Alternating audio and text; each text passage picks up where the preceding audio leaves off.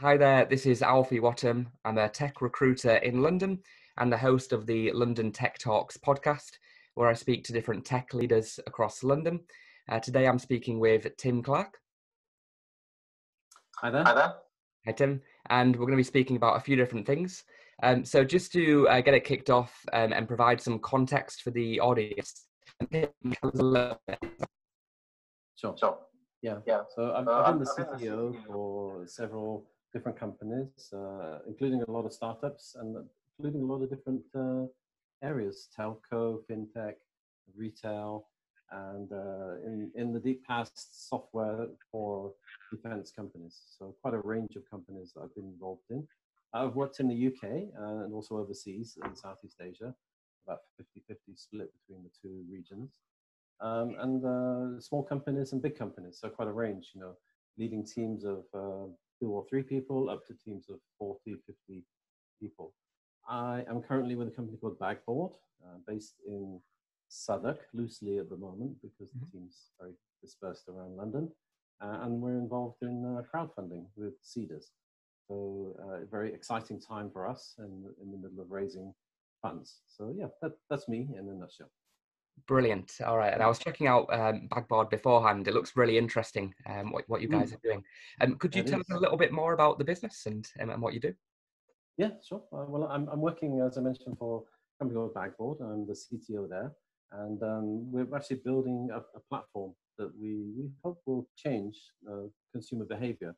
And it's like a social platform with big ambitions along the lines of other social platforms that are out there today. And it's built to really change the way advertising works and the way consumers interact with advertising, and making sustainable shopping something more for more people, and get more people engaged with sustainable shopping.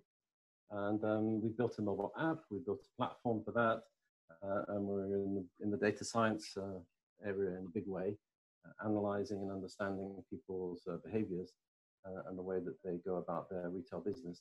And especially in this new environment that we're in now, where a lot of the high street retail has kind of closed down, a lot has gone online. That's really changed the scenario and changed the scene. But we're looking at how that's going to come back, and if it's going to come back, and what the impacts might be.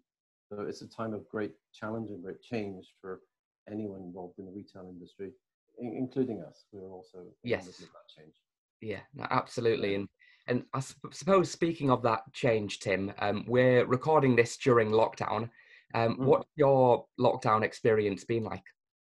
Yeah, it's interesting, it's a good question, because for a lot of tech people, I think we're a bit used to having remote working arrangements. Yeah. We've often had teams dispersed around the world, actually. I worked in different countries and had development teams in other countries. And that's the situation to some extent now. That's how it feels. We have, this guy from this part of London, this guy from this part of London, and we're kind of used to that environment. I would say more perhaps than other parts of the business might be used to. And we're also quite familiar with many of the platforms that people talk about, such as the one we're on now, Zoom. Yeah. We use Zoom quite heavily, and we always have. We use Skype, we always have. And same with Slack. We've also been using Slack channels, and you can make calls, and you can have video in Slack as well. So those kind of platforms are something that a lot of techies, or we already use that. We're somewhat familiar, I would say, but that doesn't make things perfect. I think the biggest challenge for us is the detailed communication, especially when it comes around to things like testing. Yeah. And making sure that we understand what the QA people mean when they talk about defects, and the same at the front end of our systems in the requirement space, to try and understand business requirements and understand them to the level where we can make sense of them as techies and turn them into systems. It's much more difficult if you're not sitting in the same room as the person. You lose some of the efficiency, if you like, of the communication that's possible when you're working face-to-face with someone. The body language, the facial expressions, where to put emphasis and where to extract the right level of detail. It's kind of, you lose this to some extent when the work's done remotely. So I would say, and the tools are already there in place in the systems as well. we've got AWS, we've got Git and GitHub, we've got Confluence, we've got Jira, we've got all these tools to enable remote working and distributed working. So I think that's one area. The area of work has not changed that much, but I think the challenge is actually more on the human side. And establishing a routine that's very important, and a certain level of interaction with other people. For some people in the team, they're living on their own now.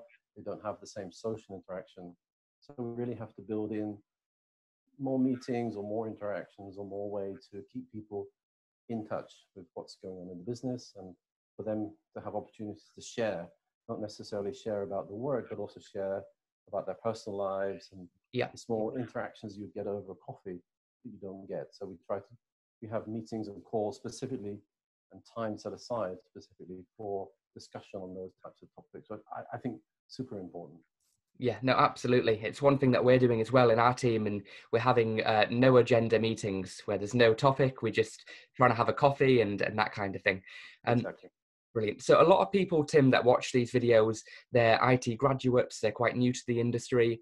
Do you have any advice for people that are just starting their tech careers? I do, yeah. I've been thinking about this. You know, in my career, I've hired quite a few graduates, and the current company Backboard is no exception. We've taken on board graduates and undergraduates, and I think quite successfully at the moment with graduates we've had from the universities in London. But what would I like to highlight for them? If they're an undergraduate or they're a fresh graduate, I think one, build yourself a portfolio. You know, have an app. Apple Store is a bit expensive, but the Android Store is quite cheap, quite free. So get an app in the store, get it running, get it working, so that the company you want to join can download it, and the guys can see it, they can see your work. It's a production level, it works. That's great. So if we can do that, that's fantastic. And if you're not working on the app side or the website, have something in GitHub so that we can take a look inside GitHub. It's an industry use standard. So if there's code in GitHub, we can look at it and review it.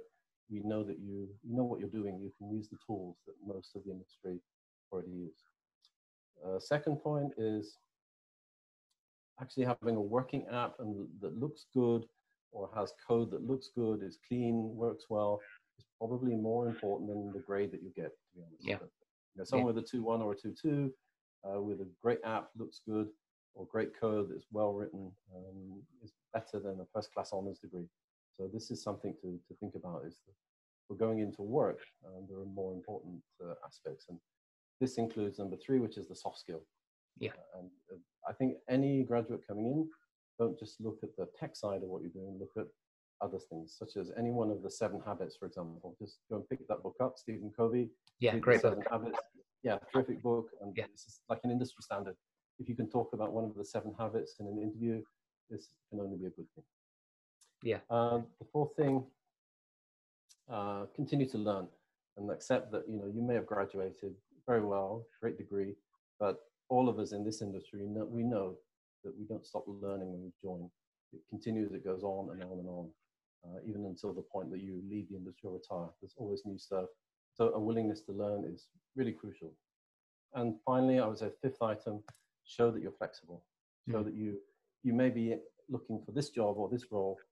Don't be so stubborn or persistent. I need to do this. You know, show some flexibility, that you're prepared to look at other areas, consider other ways of working. Because any company that advertises a particular job spec, they may have other plans for you, or there may be other plans for the business. The business itself may need to change.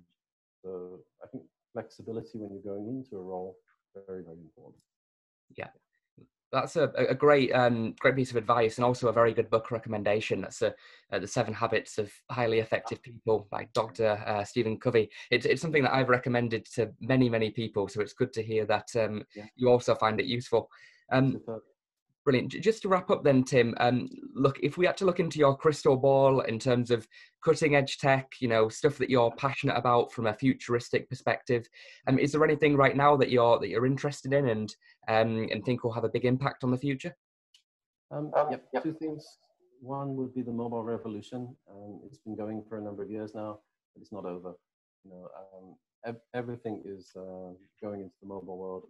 The web is still there, of course. You still have websites, but someone who has a definite choice between HTML, CSS on the website versus developing mobile apps. And if you have the passion for it and enthusiasm and you want to do it, go into the mobile app space. Definitely, that's where the big demand is in terms of work. The second one is, I think retail is changing, as I mentioned at the beginning there. And it's changing big time. A lot more is going online. It's getting a lot more sophisticated, a lot more targeted, a lot more focused on individual needs and wants rather than groups of people. To me, these are two very exciting areas. Things going mobile and big changes coming in retail, which we already see being triggered by behavior change in the recent months. I think this will be, it won't go back to how it was. It will continue in this way. Things are going to continue to go online, going to go onto mobile, and the retail high street will need to adapt and change to meet this new normal. Yeah, no, absolutely. I was speaking to somebody else the other day who mentioned that, you know, the way that retail is heading, it was probably going to get to the point where it's, you know, now a reality rather than a futuristic thing. Brilliant. Absolutely. Well, thanks for taking the time, Tim. I'll tag you on LinkedIn so people can reach out to you if they've got any questions. But thanks for watching, guys, and we'll see you in the next episode. Thank you.